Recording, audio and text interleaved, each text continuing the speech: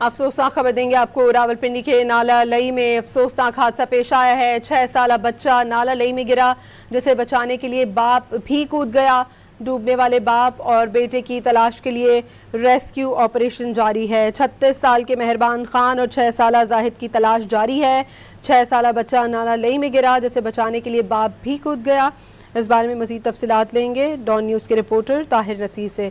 طاہر، افسوسناک حادثے کے بارے میں بتائیے گا۔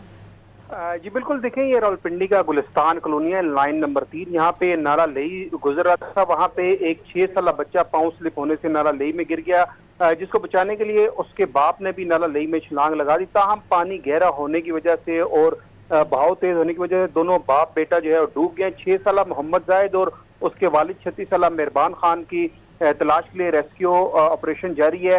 جو ڈسٹرکٹ ایمرجنسی آفیسر ہیں صبغت اللہ، وہ بھی موقع پر موجود ہیں اور غوطہ خور بھی بلائے گئے ہیں، اور کوشش کی جا رہی ہے کہ جلد از جلد جو باپ اور بیٹا اس نالا لئی کے پانی میں ڈوبے ہیں ان کو فوری طور پر نکال لیا جائے۔ جی بہت شکریہ طاہر نصیر آپ کا۔